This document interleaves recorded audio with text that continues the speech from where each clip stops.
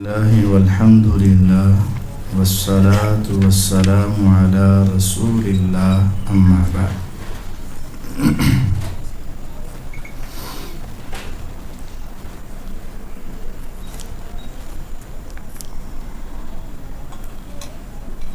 فاصدع بما تؤمر وأعرض عن المشرکین انا کفیناک المستہزئین۔ آج الحمدللہ 14واں پارہ تلاوت کیا گیا۔ اس میں حکم ہے اللہ تعالیٰ کی طرف سے نبی صلی اللہ علیہ وسلم کو، فاصدع بما تؤمر، آپ وہ حکم کھلے عام سنا دیں جس کا آپ کو حکم دیا گیا ہے۔ وَأَعْرِضْ عَنِ الْمُشْرِكِينَ، اور آپ مشرکوں سے منہ موڑ لیں، مشرکوں کی پرواہ نہ کریں، اللہ کا جو حکم ہے وہ کھلے عام سنائیں۔ اِنَّا كَفَيْنَاكَ الْمُسْتَهْزِئِينَ، جو مذاق اڑانے والے ہیں ہم آپ کو ان سے کافی ہو جائیں گے۔ مذاق اڑانے والے اڑاتے رہیں، وہ آپ کا کچھ نہیں بگاڑ سکتے، بس آپ کا کام ہے کہ آپ اللہ کا حکم سنائیں، ہم آپ کو کافی ہیں، ہم آپ کے ساتھ ہیں۔ الذین یجعلون مع اللہ الہا آخر، مذاق وہی اڑاتے ہیں جو اللہ کے ساتھ شرک کرتے ہیں۔ فسوف یعلمون، ان قریب ان کو لگ پتہ جائے گا۔ وَلَقَدْ نَعْلَمُ أَنَّكَ يَضِيقُ صَدْرُكَ بِمَا يَقُولُونَ، اے پیغمبر علیہ السلام، آخر آپ انسان ہیں، ان کی باتوں کو سن کر آپ کا سینہ تنگ ہوتا ہے۔ رسول اللہ صلی اللہ علیہ وسلم آخر انسان تھے نا، دل تھا، پریشان بھی ہو جاتے، اور آپ جب لوگوں کی باتیں سنتے تو سوچتے کہ میں ان کو جہنم سے بچا رہا ہوں، میں ان کو آگ سے بچا رہا ہوں، انہی کا فائدہ کر رہا ہوں، انہی کی بھلائی چاہ رہا ہوں، اور یہ میرے ہی خلاف ہے اور مجھے ہی برا بھلا کہتے ہیں۔ تو ان کی باتیں سن کر نا، منافقوں کی، مشرکوں کی، تو آپ کا سینہ تنگ ہوتا۔ تو فرمایا اب سینہ جب تنگ ہو، جب آپ دنیا کی باتیں سن کر پریشان ہو، جب آپ کا دل بہت بے چین ہو جائے، تو پھر سکون کیسے ملے گا؟ فَسَبِّحْ بِحَمْدِ رَبِّكَ، آپ رب کی تسبیح کے کلمات کہا کرو، اللہ آپ کے دل کو سکون دے گا۔ وَقُمْ مِنَ السَّاجِدِينَ، اور سجدہ کرنے والوں میں سے ہو جاؤ، نماز پڑھا کرو۔ جب آپ دنیا کی باتیں، تانے اور ان کے مینے سن کر تھک جائیں نا، تو پھر اپنے آپ کو سکون دینے کے لیے دو ہی راستے ہیں، یا تو نماز میں لمبے لمبے سجدے کرو، یا رب کی تعریف کے کلمات اپنی زبان پہ رکھو۔ وَاعْبُدْ رَبَّكَ حَتَّى يَأْتِيَكَ الْيَقِينُ، اور اپنے رب کی عبادت کرتے رہو کرتے رہو کرتے رہو، حتیٰ کہ یقین آ جائے۔ یقین سے مراد موت، یقین جس کا آنا یقینی ہے، اور وہ چیز جس کا آنا یقینی ہے اس کا معنی موت ہے۔ یعنی آپ اپنی وفات تک اللہ تعالیٰ کی عبادت میں مصروف رہیں۔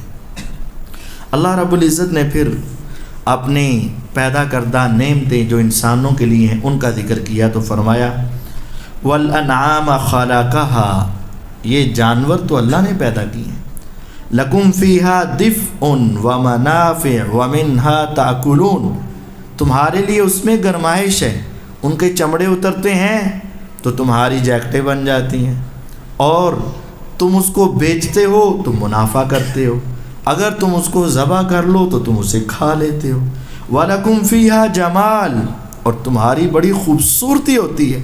حین تریحون وحین تسرحون، جب تم 100-200 گائیں، 100-200 بکریاں لے کر باہر چرانے کے لیے جا رہے ہوتے ہو نا، اور واپس آ رہے ہوتے ہو، وہاں تمہارے لیے خوبصورت منظر ہوتا ہے۔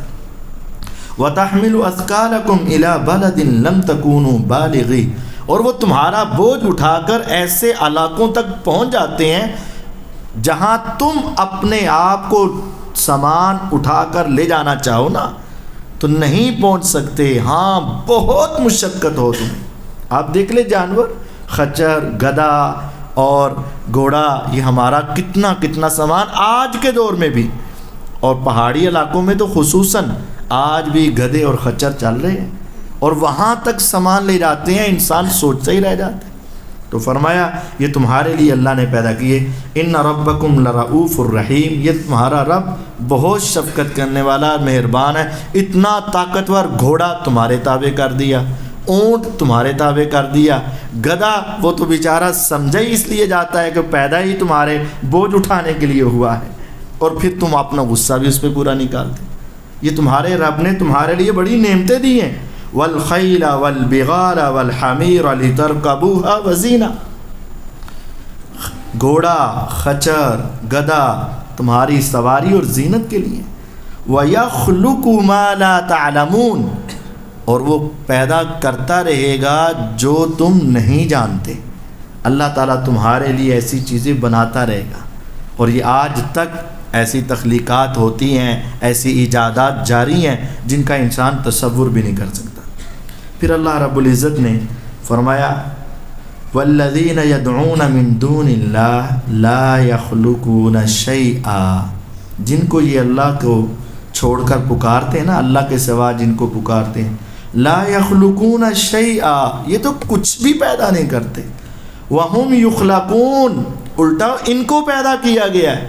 رب وہ ہوتا ہے جو خالق ہو، اور جس کو خود پیدا کیا گیا. مخلوق کبھی رب نہیں ہو سکتی.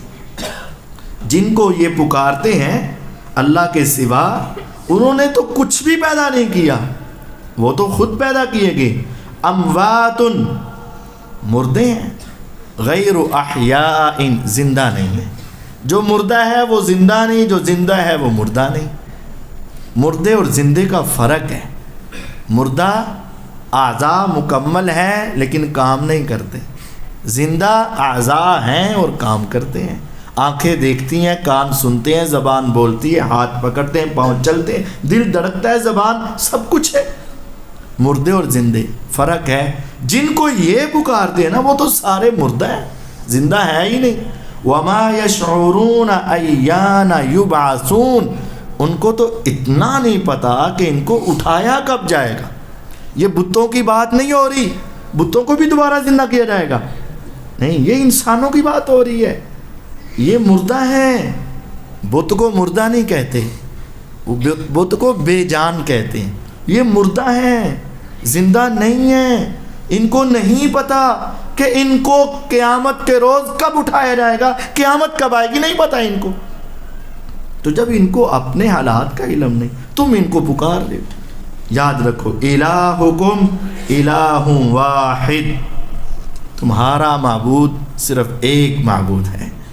فالذین لا یؤمنون بالآخرہ قلوبہم منکرہ وہم مستکبرون، جو لوگ آخرت پر ایمان نہیں لاتے ان کے دل منکر ہیں اور وہ متکبر ہیں، تکبر کرنے والے. پھر اللہ رب العزت نے دو قسم کی موتوں کا ذکر کیا. فرمایا الذین تتوفاہم الملائکہ ظالمی انفسہم، جن کو فرشتے فوت کرتے ہیں اور وہ ظالم ہوتے ہیں. جو لوگ ظلم کی حالت میں مرتے ہیں نا، فَأَلْقَوُا السَّلَمَ، تو وہ اپنے آپ کو بڑا اچھا ثابت کرنے کی کوشش کریں گے. مَا كُنَّا نَعْمَلُ مِن سُوءٍ، اسی تے کدی غلطی کی تھی نہیں، جھوٹ بولیں گے نا. بلا، کیوں نہیں، ان اللہ علیم بما کنتم تعملون، اللہ خوب جانتا ہے جو تم عمل کرتے تھے. فادخلوا ابواب جہنم، جہنم کے دروازوں میں داخل ہو جاؤ. خالدین فیہا، ہمیشہ تمہارا وہ ٹھکانہ ہے.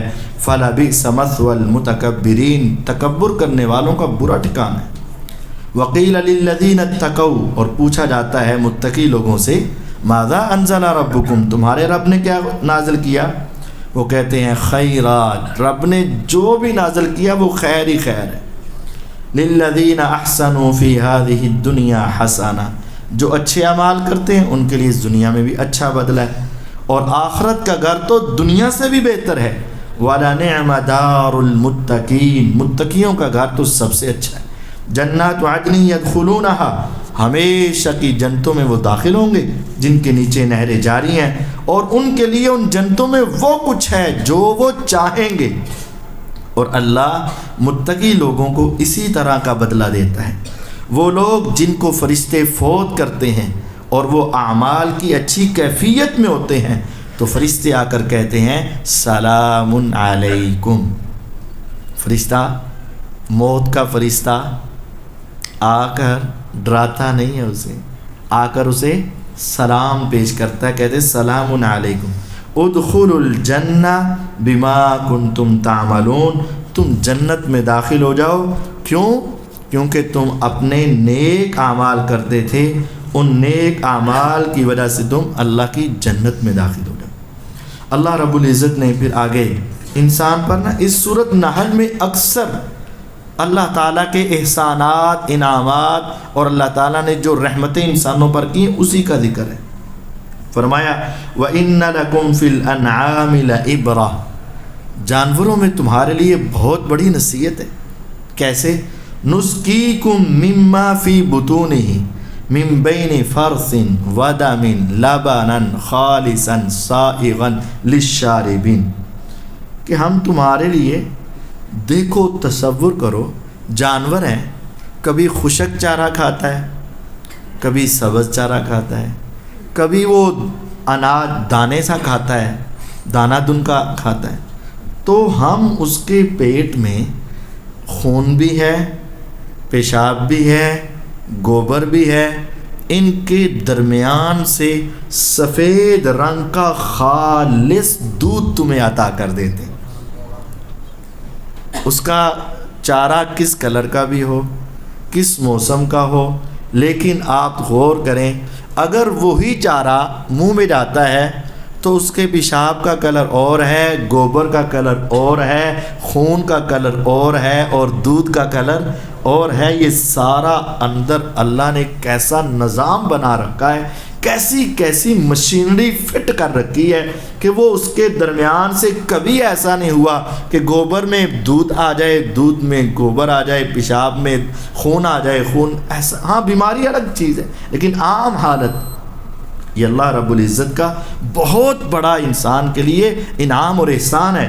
اور وہ دودھ ایک مکمل غذا ہے، پوری ہر قسم کی غذا کی جو ریکوائرمنٹ ہوتی ہے وہ ساری چیزیں اللہ تعالیٰ نے اس دودھ کے اندر پیدا فرما دی۔ سائغا للشاربین، پینے والا پیتا ہے تو وہ بڑے آرام سے اس کو اپنے اندر لے جاتا ہے۔ وَمِن ثَمَرَاتِ النَّخِيلِ وَالْأَعْنَابِ، اللہ نے تمہیں پھل دیے تو کھجوروں کا پھل، انگوروں کا پھل، اس میں سے تم شراب بھی بناتے ہو اور رزق بھی اچھا بناتے ہو، اب تمہاری مرضی اچھا کرو یا برا کرو۔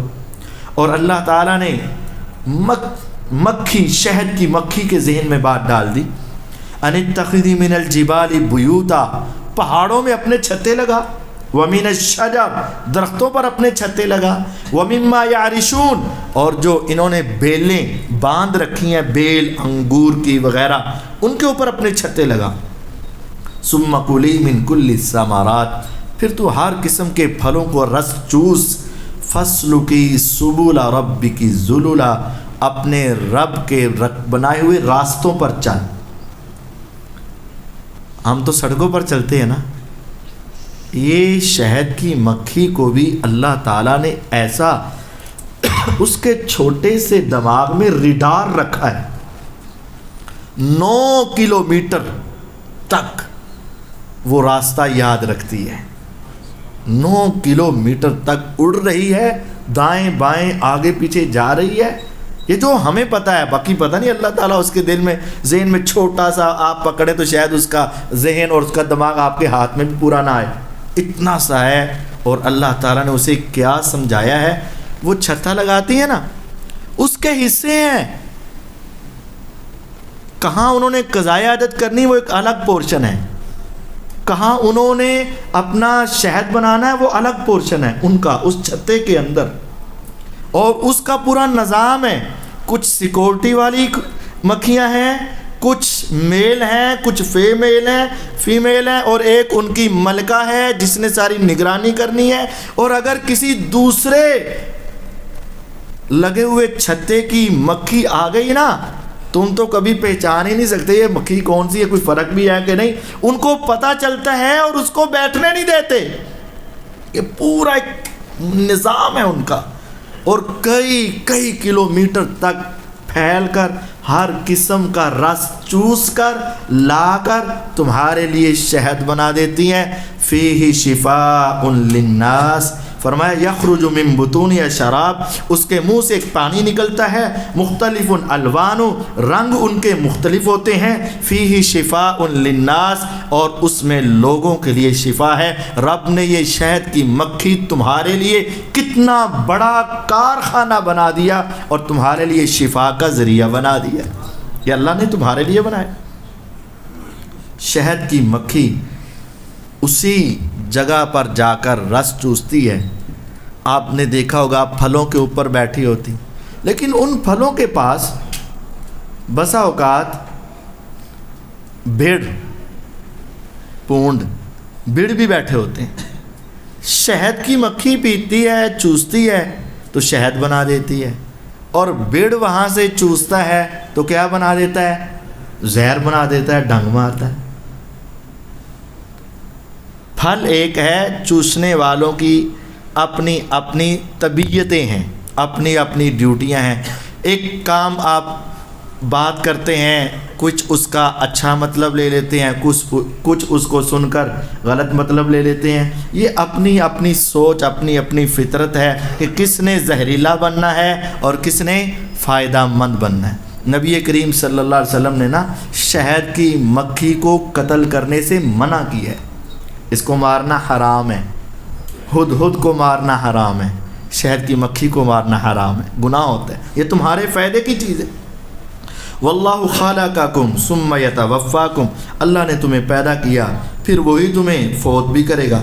ومنکم من یرد الی ارذل العمر لکی لا یعلم بعد علم شیئا، تم میں سے کچھ ایسے بھی ہیں جو بڑھاپے کی عمر میں پہنچا دیے جائیں گے، اور اتنی عمر کی کمزوری ہو جائے گی اور ایسی کیفیت ہو جائے گی، سارا کچھ جانتا تھا اب بوڑھا ہو گیا، سارا کچھ بھول گیا، اسے بچپنا اس کے اوپر آ جائے گا. وہ بنایا جاتا ہے نا، جب چھوٹا بچہ ہوتا ہے تو پیمپر لگتے ہیں، تھوڑا سا ہوتا ہے تو سہارے سے چلتا ہے، پھر آہستہ آہستہ بڑا ہوتا ہے، طاقتور جوان، بہت ساری دنیا کو فتح کرنے کا عزم، اور ساری دنیا کو دھوکہ اور فراڈ اور ساری دنیا کو حاصل کرنے کا عزم. پھر آہستہ آہستہ بوڑھا ہوتا ہے، کمر جھک جاتی ہے، اب وہ پھر سہارے سے چلنا شروع ہوتا ہے، اور پھر ایک وقت آتا ہے اس کو دوبارہ پیمپر لگا دیے جاتے ہیں.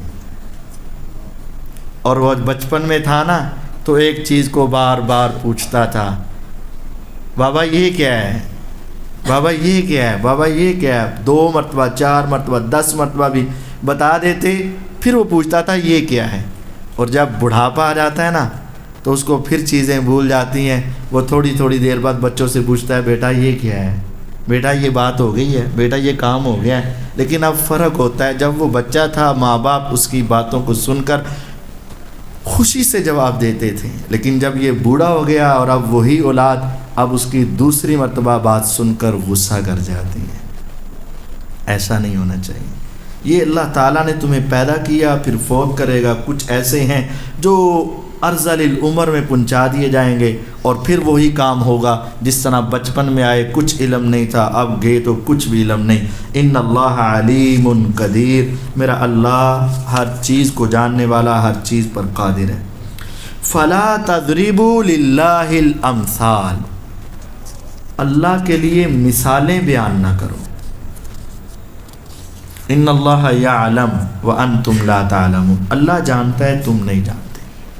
اللہ کے لیے مثالیں بیان نہ کرو. اور یہاں کیا ہوتا ہے، چھت پر چڑھنے کے لیے، تو یہ کس کے لیے مثال دے رہے ہو؟ ٹرانسفارمر سے بجلی لینی ہو تو درمیان میں تار وغیرہ ڈالنی پڑتی ہے نا. یہ کس کے لیے مثالیں دے رہے ہو؟ اللہ کے لیے مثالیں دے رہے ہو؟ نہیں، اللہ کے لیے مثالیں نہیں بیان کرو. ان اللہ یعلم، اللہ جانتا ہے، وانتم لا تعلمون، اور تم نہیں جانتے. اے پیغمبر علیہ السلام ادعو الی سبیل ربک بالحکمہ والموعظۃ الحسنہ، جب آپ نے دعوت دینی ہے نا، جب آپ نے درس دینا ہے لوگوں کو، تو حکمت اور موعظہ حسنہ کے ساتھ، وجادلہم باللتی ہی احسن، اور ان کے ساتھ اگر بحث بھی کرنی پڑ جائے تو اس طریقے سے کرو جو احسن ہے، سب سے اچھا ہے، حسن نہیں احسن۔ ان ربک هو اعلم بمن ضل عن سبیلہ وهو اعلم بالمہتدین، اللہ کو پتہ ہے کون گمراہ ہے کون ہدایت یافتہ ہے۔ آپ کی ذمہ داری ہیں 3، آپ نے اللہ کے راستے کی طرف بلانا ہے تو حکمت، دانائی، عقل مندی، سمجھداری۔ علماء کہتے ہیں ادھا کلو علم ہوئے نا تو 2 من عقل چاہیے انہوں بیان کرنے واسطے۔ یہ طلباء کے لیے خصوصی ہے۔ یہ ہمارے یہاں نا ایک طریقہ ہوتا ہے کہ ہر نئی بات، ہر نیا چٹکلا، ہر نیا مسئلہ سنا کر ثابت کرنا ہے کہ میں بڑا عالم نہیں۔ لوگوں کو ان کی سمجھ اور عقل کے مطابق بات سناؤ، ان سے زیادہ نہ سناؤ۔ کہیں ایسا نہ ہو کہ تم اپنی طرف سے بڑے فتوے سنا رہے ہو اور سامنے بیٹھے اس حدیث کا انکار کیے جا رہے۔ حکمت کے ساتھ، دانائی کے ساتھ، اچھے انداز میں سناؤ۔ اور اگر بحث ہو جائے تو بحث میں بھی تو تکرار نہ کرو بلکہ سب سے اچھا انداز اپناؤ، اور یہی ہمارا وتیرہ ہونا چاہیے۔ اللہ تعالیٰ میں سمجھنے، اصلاح کرنے کی توفیق عطا فرمائے۔ وآخر دعوانا ان الحمد للہ رب العالمین۔